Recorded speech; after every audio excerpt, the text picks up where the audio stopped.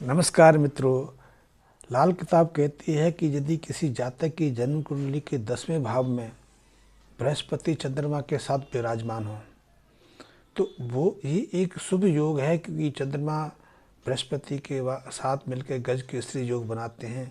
ऐसे में व्यक्ति के भाग्य में प्रारब्ध में काफ़ी कुछ होता है, लेकिन यदि ऐसे 10वें स्थान के बृहस्पति और चंद्र की मेल को यदि चौथे स्थान से राहु बुध देख रहे हों या फिर इस योग के ऊपर राहु की कुदृष्टि हो, तो लाल किताब कहती है कि ऐसे जातक एक तरह से दुर्भाग्यशाली रहते हैं।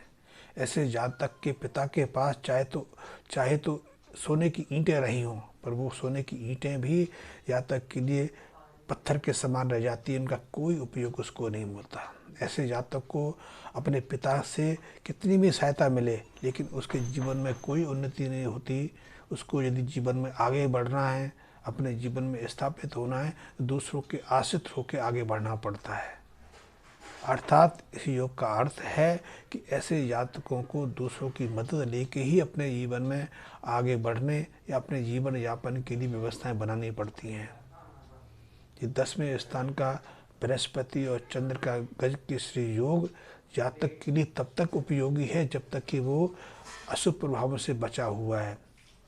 फिर भी ऐसे जातक में यदि घमंड की स्थिति बन जाए, अहंकार की स्थिति बन जाए, वो ऐंठा रहे, तो भी इस योग का उसे कोई फायदा नहीं रहता।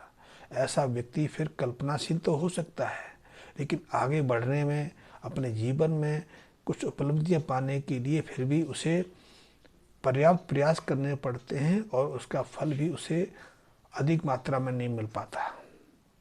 इसलिए ऐसे जातकों को जिनकी जन्म कुंडली के 10वें स्थान पर बृहस्पति चंद्रमा के साथ विराजमान हो, घमंड नहीं करना चाहिए। नरम बन के, संवेदनशील बन के अपना जीवन यापन करना चाहिए। ऐसा व्यक्ति दूसरों का आदर मान सम्मान करेगा, मंदिर नियमित रूप से जाएगा, या घर परिवार के बुजुर्गों को सम्मान की दृष्टि से देखेगा, उनका आशीर्वाद लेता रहेगा, तो अपने ज़िंदगी में वो आगे बढ़ सकता है, अपनी ज़िंदगी में कुछ उपलब्धियां प्राप्त कर सकता है।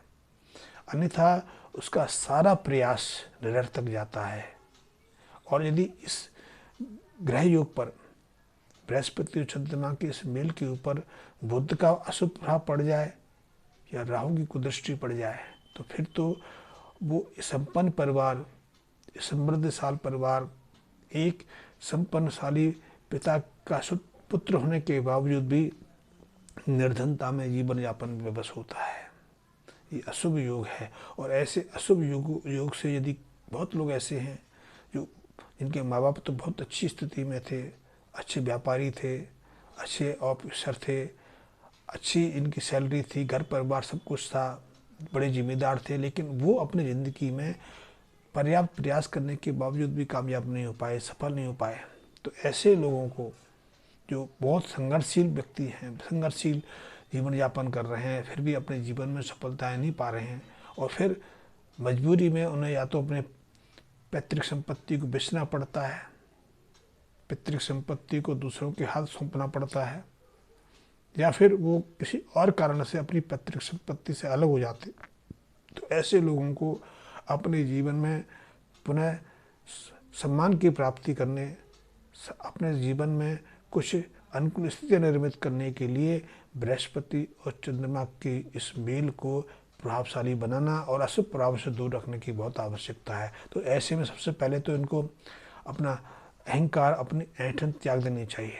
दूसरा इसके लिए बहुत उपयोगी है कि चंद्र बृहस्पति की मेल को बनाए रखने के लिए इनको नियमित रूप से हर बृहस्पतिवार किसी मंदिर में 400 ग्राम चावल और 400 ग्राम दूध ले जाके निरंतर मंदिर में देता रहना चाहिए। हाँ, यदि वो आज कठिन स्थिति में है तो इस उपाय को वो 43 दिन लगातार कर सकते हैं। और उसके बाद जब भी उनको अवसर मिले मंदिर जाना, तो वो नियमित रख सकते हैं। नंगे पैर मंदिर जाएंगे तो उनके लिए और उपयोग होगा। दूसरे उपाय के रूप में वो केसर का तिलक प्रत्येक दिन अपने माथे, जीभ और नाभि पर लगाते रहें। नाभि के आसपास केसर का लेपन करना ये इनके लिए बहुत अनुकूल रहता है। वो स्वास्थ्य के लिए भी, मान सम्मान के लिए भी और आर्थिक स्थिति के लिए भी। यदि व्यापार करते हैं तो भी आप इनको ये उपाय जारी रखने चाहिए।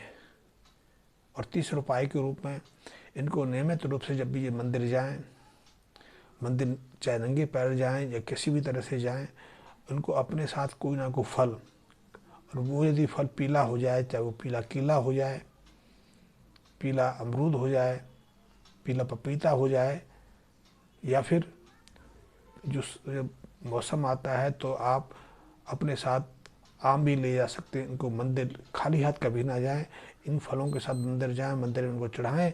इससे निश्चित रूप से अशुभ योग यदि आपके बृहस्पति चंद्रमा के हैं तो उनकी जो प्रखरता शांत हो जाती है, आपको जो यश मिलता है और आपके व्यापार में तरक्की होती है।